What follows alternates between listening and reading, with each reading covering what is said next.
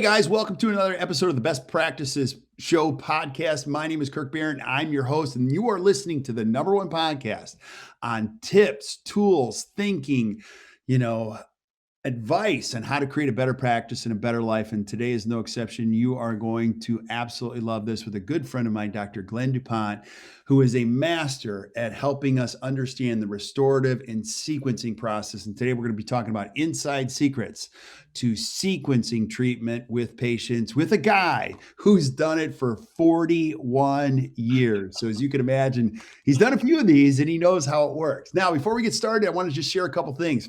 If you're joining us for the first time, I want to welcome you to an incredible community of people that are just committed to learning. We're all here for one thing. And Pete Dawson said it years ago, never stop learning, always be curious. And that's what this is all about, is just having fun and sharing great ideas. Also, keep sharing this with your friends and team members, colleagues, because we want nothing but a great career for you in this incredibly noble industry. And also, I'm going to encourage you to subscribe wherever you get podcasts from. Apple, iTunes, Google Play, Stitcher, wherever it is. Make sure you hit the subscribe button, because you're going to see every single week we'll bring a great educator or great key opinion leader to give you some great things to think about as you look at your practice and go back to your life. Also, we take great notes here. So I'm going to encourage you to visit back, because everything Glenn and I talk about today, I'm going to list a link to it. And you'll also be able to reach out to Glenn and connect with him personally. So keep sending us suggestions for shows. And most of all, we're just grateful you're here. Now, I want to share a couple thoughts about my guest, because I love my guest. And, Glenn, you've given me so many wonderful pieces of advice. And you have not only been a great mentor of mine and a lot of people that watch through the Dawson Academy. Actually, I don't know if you remember this, but we went to a course one time, and you and I were there together, and I was still raising kids and babies in my house. And I was talking about date night, and you go, Kirk, it's so important to have date night. You'll probably have that on Saturday night, and then you're going to want to move it to a different night so that you're not out when your kids are out. Do you remember that at all? I mean, Yeah. do you really? And Yeah. so I went and did that. We started doing our date nights on Thursday nights. And then we started doing them on Sunday nights, because there's a lot of moving pieces on Fridays and Saturday nights. And you got to find out what's going on, and kids coming in and out of your house. And that was great advice. So, Well, that's what I did. I started on Monday nights when they were little, because Monday nobody's out at restaurants or anywhere. right. And then I switched it when they get older. Of course, then they're busy Fridays and Saturdays, and so you keep moving it around. But the important thing is to do it. So I'm glad you listened to me, Kurt. Yeah. I'm not the smartest guy, but there's a couple nuggets you're going to throw my way. And if you guys watch and listen today and take notes, you're going to see you're going to learn a lot from this great man. Now, I always want people to know who you are. And I always love, if somebody doesn't know the Dawson Academy, or at least where that thinking came from, share with us who Glenn DuPont is in the Dawson Academy. Well, the Dawson Academy started with Pete Dawson years and years ago, probably in the 50s. And he got together with a group of like-minded dentists, LD Pankey, Hart Long, Alvin Filastri, a number of guys. And they had a study group. And from that, he developed his teaching concepts and his courses. And basically, Pete was a master at breaking things down to the 3 keys or the 5 steps. And he was a master at that. And of course, he wrote the most popular book in dentistry for many years and had it in multiple editions in multiple countries. Never stopped learning, never stopped writing and helping dentists. And I got to tell you, Kurt, his whole being and what I got from him and what I want to do and what he wanted to do was change dentists' lives. That's what he wanted to do. He saw too many dentists that were getting disgruntled with the profession, and he wanted to change their lives. And I got to tell you, I was lecturing at the Florida dental meeting in July before he passed away later that year. And he was still lecturing, and he was still trying to write a book in the hospital, like a week before he passed away. So amazing guy, amazing teacher.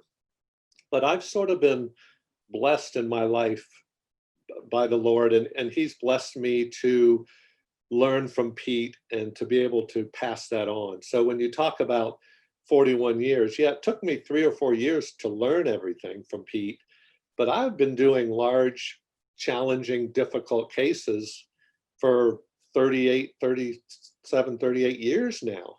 And Yeah. but I also have a general practice. In other words, I get patients from my church, from my neighborhood. I don't want to lose that general part, but I have a high percentage of what I do is referrals for restorative dentistry. So I'm just wanting to share that with dentists on how you can really simplify a lot of these large cases. And it doesn't have to be a large case. Maybe it's one where you're just rebuilding all the anteriors. Maybe it is a whole mouth. But I mean, this week I placed a lower and prepped the next day, pressed an upper, and pressed it because it was all ready to go. And that's the key to sequencing. It becomes so simple and so easy. And then on Wednesday, I placed a lower, and on Thursday, I took impressions of a whole upper. And if you follow a systematic approach, those kinds of cases are not difficult to do, but you got to follow the steps. So that's what I hope to share. That's sort of me.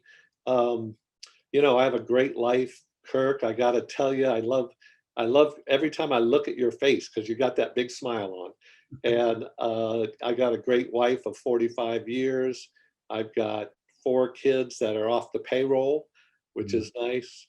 I've got 8 grandkids that live near me, so I get to see them a lot. And so, I'm really enjoying what I'm doing. Yeah, well, it shows. And so if you're watching this, my mother goes to see Glenn, my aunt, my uncle, like, and I'm like, he's really good. And she's like, oh, he's awesome. So, and you do live a great life. I'll also tell if you're listening, Glenn was golfing this morning. So like he's got it down. Not only are you a great educator, you give back, you have a great family, great practice, great everything. And today you're going to share some insights on the sequencing thing because this is something you really it's got to be part of your whole thought process and thinking. Now, I want to talk about the why before the how. Why is sequencing so important to a restorative dentist? Well, I started as a lab technician in Pete's lab. And so I really love planning a case so that the periodontist, if they're involved, when are they involved? What's the right timing? The oral surgeon, when? And the lab, how do you sequence things so it's easy for the lab and easy for you? And so I think a lot of dentists can look at something and figure out what needs to be done. But what I find after teaching the seminars with Pete Dawson all those years, and I also was teaching seminar 3 with him for many years, even after going through 3 seminars and 3 hands-ons, they get to that seminar and they really know what to do. They really have the principles down, but they're still not sure how to sequence it for profitability. To Yeah. sequence something for predictability and efficiency leads to profitability. And that's sort of the bottom line. Yeah. Yeah. Now I'm totally going to screw this up. So you'll have to straighten it out after I screw it up. But I've heard from so many people, including Pete, yourself, is quality is the constant. Time is the variable. Can you explain that? Did I screw that up or what? No, Okay. no, you're absolutely right.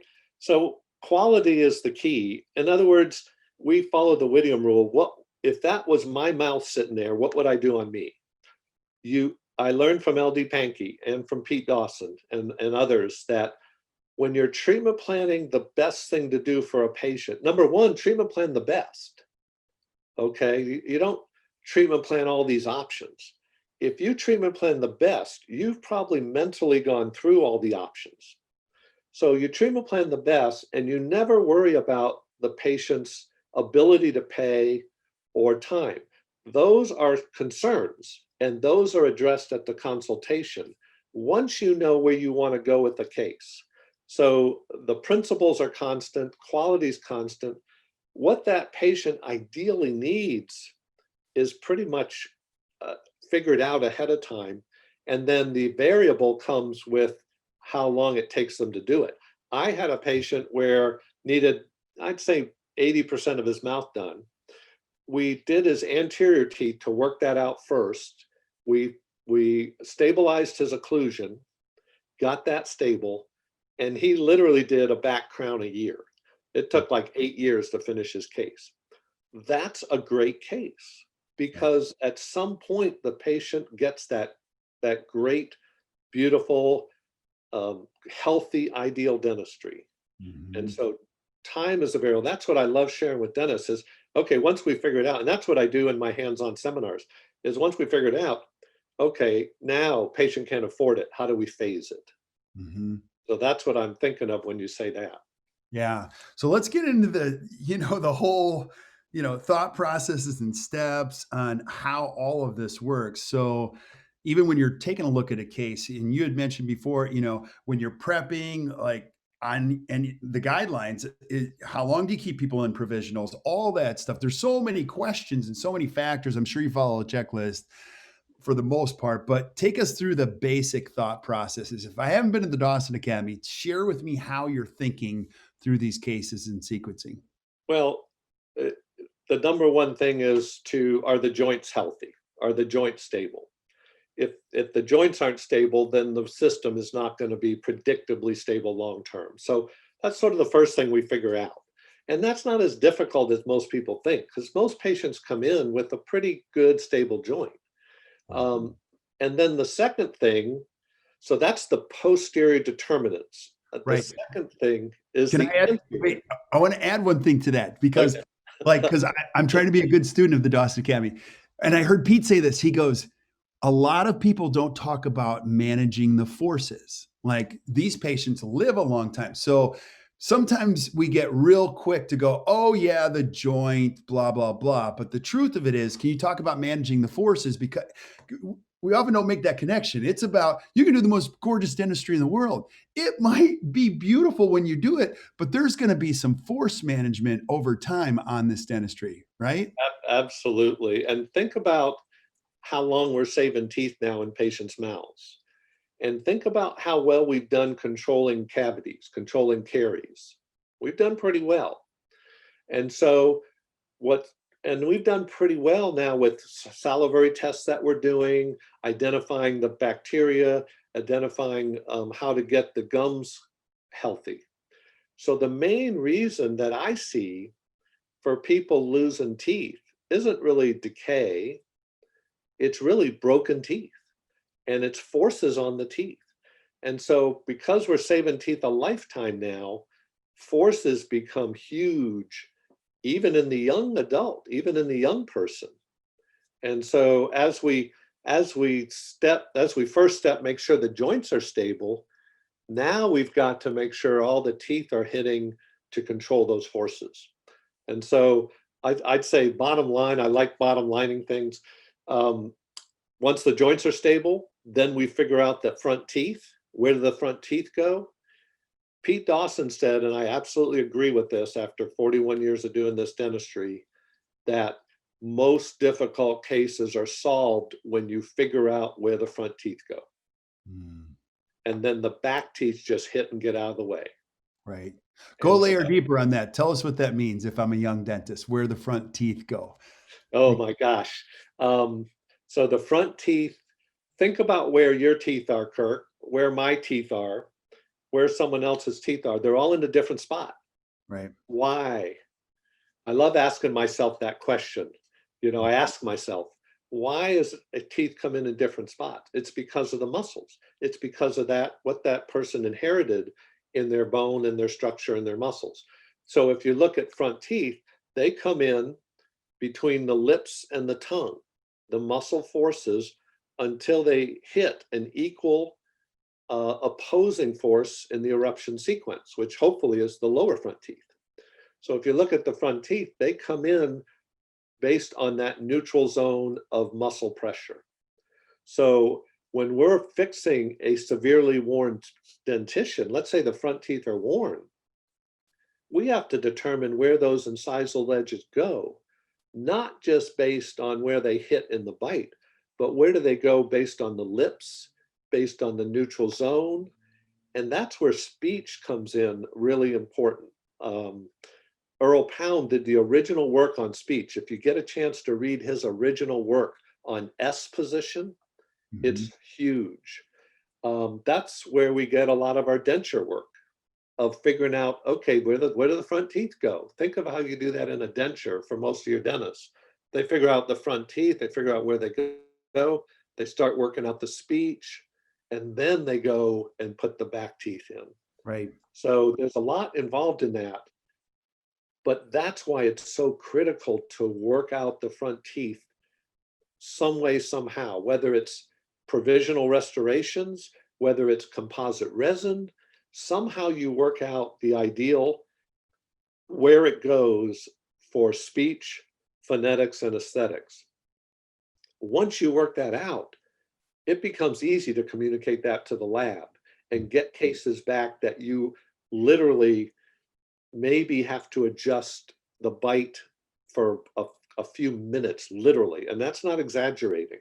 I placed a full lower arch the other day, and if you do this in the right way and you have a good lab, I had to polish one interproximal contact, and I had minimal adjustments on the bite to do.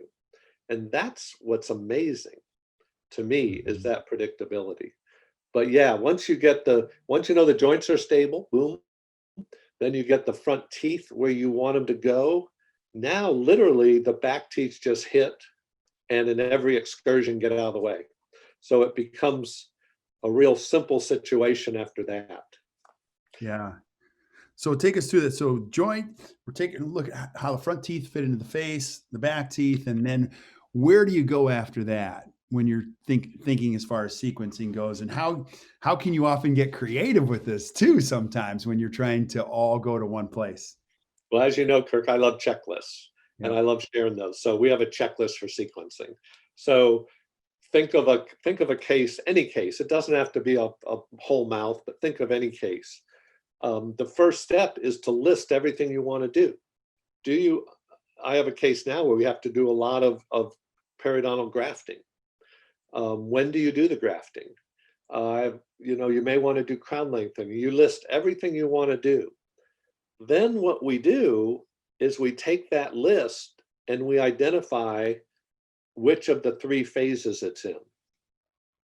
Is it in phase 1, 2, or 3? Then we put that into each phase and we prioritize it in each phase. So now, instead of prioritizing 10 steps, you might be prioritizing 3 in phase 1 or 5 in phase 2. It makes it much simpler. Right. Here's the key after that, though. Once you get them in the phases and you get them prioritized, now you step back and you say, where can I combine appointments? That's what gives you the profitability. Yeah. Now go a little bit deeper on that one too. I want you to go back to that because that's really, really important. Oh, Combining those, and I'll tell you why I'm asking that question. So for so many years going into dental offices, you've seen this. You're like, why is this patient coming back 8 times? And it's more because of the dentist's fear. And I had one dentist say, look, listen, it is really in your best interest that we just give you one shot, numb you up one time, and do all this. And I was nervous when he said it, but he's like, I don't really care if they do it or not. It's beneficial to both of us. So profitability wise, but I want you to go in there because we do see a lot of it. Dentists take their own issues and put them as one of these variables in the case instead of doing what you said earlier, which is do best treatment plan first. yeah. So once you know where the best is going, then you can take it and from a sequencing standpoint. So let's say you have 6 steps in phase 2. So you're gonna prepare the teeth for provisionals, and then you're gonna come back and check the bite. Then in phase 3, you want to now finish it. So let's say we're gonna finish these teeth first and put those in, these teeth second, put those in, these teeth third, put those in, these teeth fourth. So let's say we have 8 appointments listed. Well, when I place some of the lower front teeth, can I that day take my impressions of the upper? Yes or no? And if you can, now you've cut, and then when I place the upper, can I take impressions of the lower? Now you've cut 8 appointments down to 5, Mhm. and think of what that does for your profitability. And you have not sacrificed any of the predictability. That's the key. Right. And so it makes a huge difference. Yeah. So, one of the questions I have, we talk about predictability. It's always one of the the principles of Yeah. having a happy practice, and the Dawson Academy teaches it so well. But part of predictability is, expectations for patients, because the question always comes up, like when you're putting people in provisionals, or, you've got to let them know if this is going to go, they got to finish this dentistry. They also have a responsibility in between. I mean, it's not just sequencing the case and sending the patient on their way, right? It's a mutually shared responsibility to keep these to stay on track, right? How do you do that? Well, I mean, first of all, the patient has to understand the whole process Right. up front, and that's critical. And none of these decisions are made without the patient's understanding. In fact, I basically just become, I basically are helping the patient make decisions up front. So I may have one patient, like I said, they want to get everything done in 6 months. Well, now I might be doing 3 or 4 hour appointments, maybe using some triazolam to relax them throughout, getting a lot done at each appointment. Um, Another patient, no, they can't afford it. I have a lot of patients can't afford it that quick. And so even though we use care credit, stuff like that, we might have to spread it out. And so the first step is they understand. The second step is that you are their advocate. You now work for them in making the best decision for their life and their teeth. I have patients that I treatment plan implants. Well, they can't afford them, or they didn't, there's some reason they don't want them. And so we might end up with precision partials. Okay. But it's the best thing for them at that time. And so to keep, I think the critical thing, I wish I could share with you, maybe next time I'll write out a treatment plan and share it with you. Because I not only determine each step, I determine the time that takes each step. So anyone in my office, my assistant, my front desk, my patient, every time they come in and I complete, let's say I've completed step 3, we've printed out step 4 through 8. They get that when they leave. Next time they come back, we finish step 4. We've printed out 5 through 8. They get back what they leave. So my employees, my staff, my appointment secretary, my patients are all in line with that plan, that Right. initial plan. And Right. I love sharing that with dentists because it's so different. You're going to have to, because again, if you're listening to this, Glenn's a master. But what most dentists do is they say, well, that only takes me an hour. And the assistant goes, oh my gosh. You know what I mean? Like, you can't lie about the time that it takes. And, that's why we're a big fan of time studies, giving the doctor data. So, because you can't ignore data on when the patient arrived. Oftentimes, dentists don't even know what time the patient arrived and when they left. So, you got to be a little bit aware of that. Now, I do want to just play devil's advocate, because what you're talking about is so true. But this is probably even more true for you. You're in Florida. You have snowbirds. What happens when you've sequenced out something and a patient goes, I'm not going to be able to get back to the Tampa area for a couple months? You have that happen at times, don't Oh you? yeah. Yeah. Yeah. Or they're overseas or whatever. What do I you had a do? patient, I had a patient last week, and besides that, I have a lot of patients that come in from out of state. So I have a patient out of state coming in here for treatment, and I got her. It took me a couple of appointments to get her occlusion stable. Now Okay. we're ready to go on, and she's comfortable, which she never thought she would be comfortable. So she's like amazed. And I said, well, here's what we have to do. And she goes, oh, I thought those crowns would be done by now. And I said, no, no, we haven't even prepared them yet. We haven't even started. We just got your bite stable. Oh, well, I have to go back home. And I said, well, here's what I'll do. I will combine these trips so you can get all your work done in 3 trips. Wow. But you can only do that, Kirk, if you have a plan, if you know exactly where you want to end up. Yeah. And so, and I have people that are gone, and so I say, okay, you're leaving for the summer. Can you fly back for one trip in June? Maybe they come back one time during the summer. It's not the end of the world. It's their decision. It's their life. It's theirs. Sometimes you wait. You say, okay, let's start this when you come back in the fall, but let's get you scheduled now in October as soon as you get back, because we got 3 months of work to do. Yeah. But again, it's all about being their advocate and working with them and not being afraid. I don't want dentists to be afraid to ask questions or be afraid to quote the fee. Mm-hmm. I'm not afraid to tell them how much it costs, and I'm All not right, afraid. pause right there, because that's a big challenge in what you just said already. Some dentists will go, "There's a price," or they mumble over the- What do you say to a dentist who says, "I can't talk fees"? Now, everybody's all over on this one, and I even have an opinion on this one, but I want to know your thoughts on how should dentists be able to quote fees confidently, you know? Well, I think a dentist should be able to quote a fee. Whether they do or not, it's up to them. If they have someone in their office that's better at it, fine. But they should not shy away from it or feel bad about their fees. That's my point.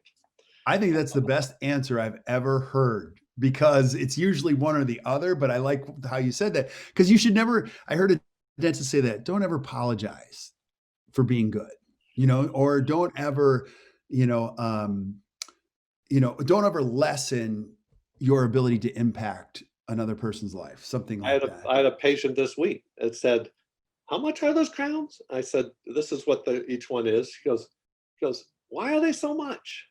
And I said, because number one, I work with the best labs, and I'm not going to compromise your final result by working with a different lab or a lower fee or Yeah. using less materials. So I don't say it's my result. I say I'm not going to compromise your teeth or your result. So I love again, you can't you can't say, oh yeah, and I don't mind agree with them. I say I know that's a lot, and I got to it. tell you, I haven't raised my fees now for 3 years. I didn't. You I'm not need, raising them again because of this virus of COVID. yeah. I'm not going to raise them, but the labs don't seem to have that same mindset. So Right. Well, and I also, my friends will often ask me, why is it? I'm like, listen, dentistry is one of the best investments you're ever going to make. yeah, Yeah. And I think most people listening to this, or you would know, when you invest in dentistry, it is truly, I mean, we have data that shows investing in this makes your life better. You live longer, you feel better. Like, there's so much proof behind that. and I have great questions that I love asking, and I share with other dentists. For example, I might ask a patient that wants aesthetics. I might ask them, well, I can't wait to show you how great we can make your teeth look. But when they look great, how long would you like them to last? And then Forever. and then the key is stop talking, right? Right. Dennis, stop talking. Right. And then they'll say, "I'm gonna last my whole life or forever." I said, "Glad to hear you say that. Have you ever had any problems with your jaw joints?" I segue right in. Or I'll have a patient, when I tell them the fee, they'll say, "Oh, that's a lot of money." And I said, "I understand that. So let's figure out what works in your budget. But let me ask you this question first. Play along with me a minute, Kirk, if you're a patient. Let For me sure. ask you this question first. Do you understand what we're trying to accomplish in your mouth?" Yes. Okay. Absolutely. If you won the lottery, is that something you'd want to do? For sure. Today, All I'd do it right. right away. Then Mr. Barrett, let's figure out how we can fit it into your budget. That's Right. my Because, that's my three things. yeah, because you're really figuring out, do you really want to do this or not, if you had the resources to do it? Okay. Yeah. Do they Well, understand it? Do they yeah. understand it? Do they really want it? Okay, I'm going to work with you. Let's figure it out.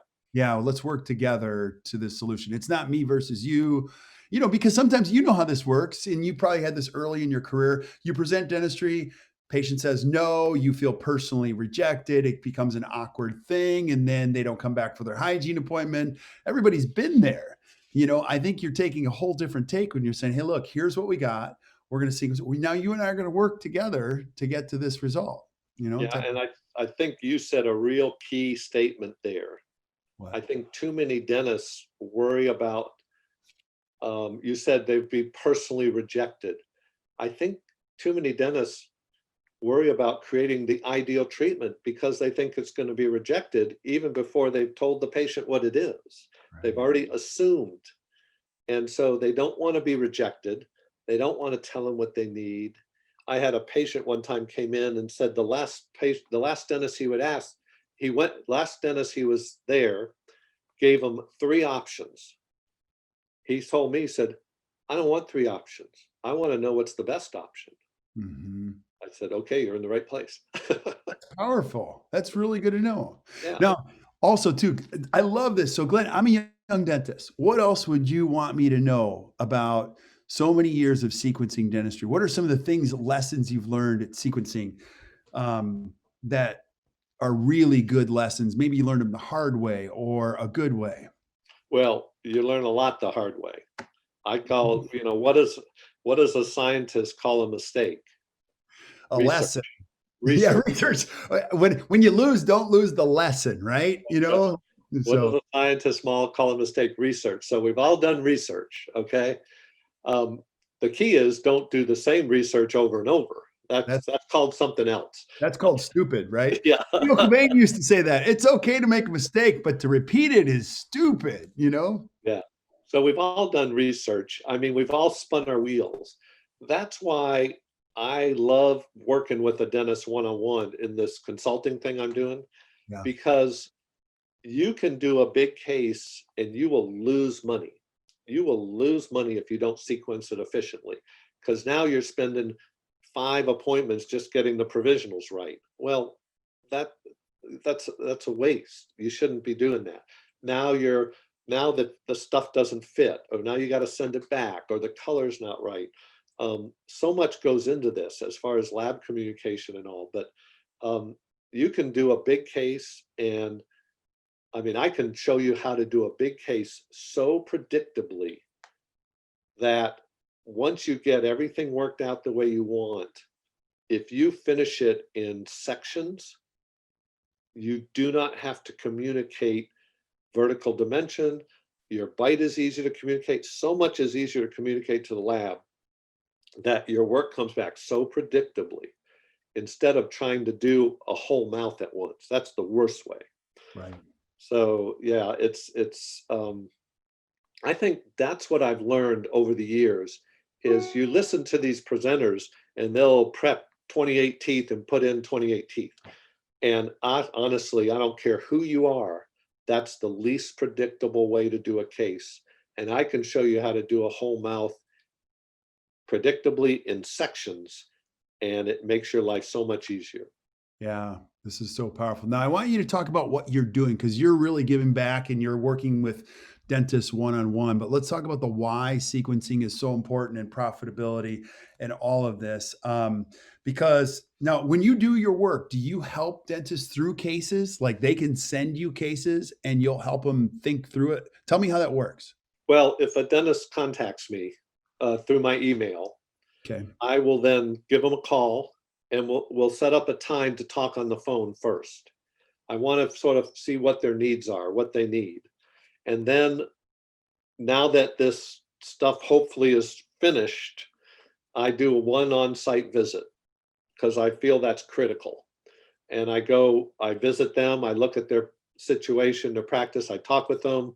And then from there, we set up either 7 or 8 sort of monthly Zoom calls or calls like this, and they are doing cases. They are sequencing cases. I am working through the sequence with them, the treatment planning, getting them through, all the different steps, because you don't start that the first month, right. But by the typically by the 3rd or 4th month, they're getting it pretty good. And then what I'm doing is helping them actually sequence cases they're doing.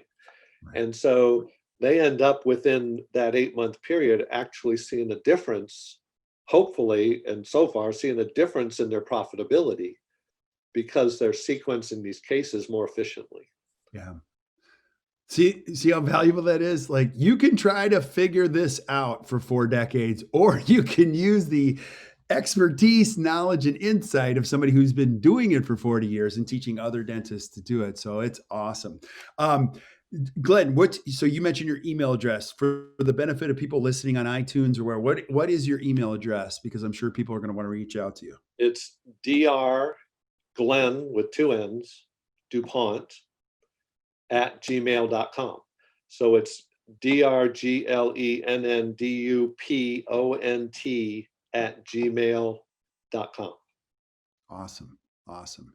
And I will just say this, Glenn is an amazing human being and an incredible dentist. You'll just absolutely love him. So any other last thoughts on sequencing? I always want to end with a good word, good thought, or anything that we haven't covered that you want to cover.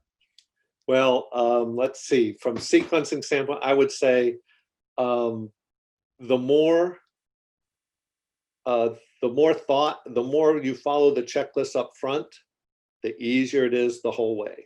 Yeah, I said that is so true. It's so funny because you guys are all so important to me, and everybody comes from the same thought process, which is good and noble. And Greg Tarantola said something similar.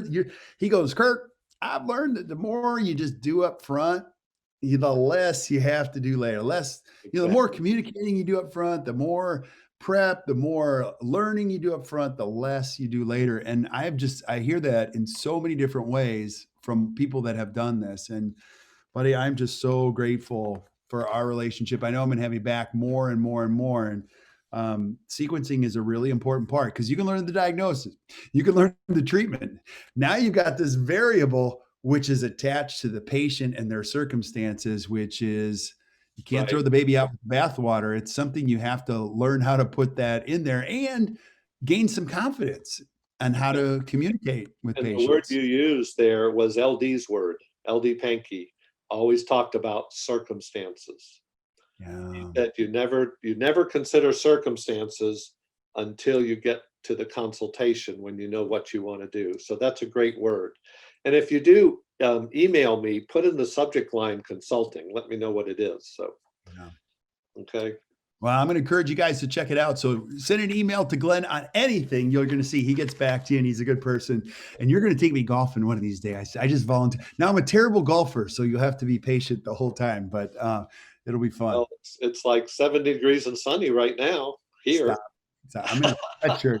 Well, my parents live right around the corner, and I'm going to get down there as soon as we're able to travel again. Well, you better let me know when you do. I know. I'm going to absolutely do that. Yeah. So, buddy, I'm so grateful. And like I said, we're going to have you back again and again and again. So check out Glenn's stuff. Make sure you send him an email. Also, too, if you're watching today, just do us a favor. If you enjoyed today, do us a favor, hit the share button, share with your friends. Keep sending us suggestions for things that you want to see on the show, either with Glenn or others. And we will do our best. We're going to keep lining them up every single week. And so help you guys create a better practice and a better life. So until we see you next time, keep watching the Best Practices Show. You guys have a great rest of your day.